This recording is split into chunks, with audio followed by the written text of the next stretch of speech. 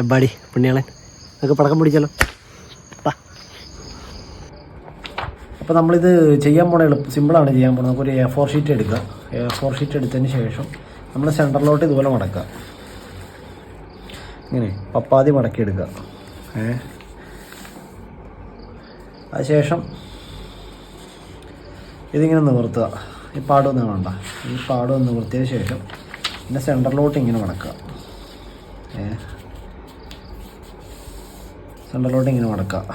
പിന്നെ അതിന് ശേഷം ഇതുണ്ട്, ഇതിപ്പോൾ ഇങ്ങനെ നമ്മൾ സെൻറ്ററിലോട്ട് ഇങ്ങനെ മടക്കി. അതിന് ശേഷം നമ്മൾ ചെയ്യേണ്ടത് വെച്ചാൽ ഇത് ഒന്നോടെ ഇങ്ങനെ മടക്കുക. കറക്റ്റായിട്ട് മടക്കണം. മടക്കുക. അതിനുശേഷം ഒന്നോടെ കൂടെ മടക്കുക. പിന്നെ ഒന്നോടെ മടക്കുക. അപ്പോൾ ഇത്രയുള്ള നമ്മുടെ പരിപാടി. ഇനി അതിന് ശേഷം ഈ മടക്കിയത് തിരിച്ച് മടക്കുക. ഇങ്ങനെ ഇതൊന്നാക്കിയിട്ട് കറക്റ്റായിട്ട് ചെയ്തെടുക്കുക. ഇതല്ല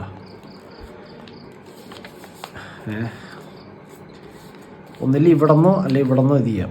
അപ്പോൾ നമുക്കിത് ഇത്രയും പരിപാടിയേ ഉള്ളൂ. ഇതിങ്ങനെ ചെയ്തു. അതിനുശേഷം ഇതിങ്ങനെ താഴോട്ട് കാണിച്ചാൽ മതി. കണ്ട ഇപ്പം ഇതിങ്ങനെ വരാൻ മാത്രം. ഇത് നമുക്ക് കാറ്റ് എയറിൻ്റെ അകത്ത് എന്തെങ്കിലാണ് ടേന്ന് സൗണ്ട് കേൾക്കത്തുള്ളൂ. കണ്ടോ ഇത്രേ ഉള്ളൂ. ഇനി കാണിച്ചു തരാം. കണ്ടോ സിമ്പിളാണ്. അതായത് ഇങ്ങനെ വെച്ചേക്കുക. അപ്പം നമ്മളിങ്ങനെയല്ല മടക്കിയത്. ഇങ്ങനെ വെച്ചിട്ട് ചുമ്മാ സിമ്പിളായിട്ട് ഇതിൻ്റെ ഉള്ളിലോട്ട് തള്ളിയാൽ മതി. കണ്ട സൗണ്ട് കേട്ടില്ല.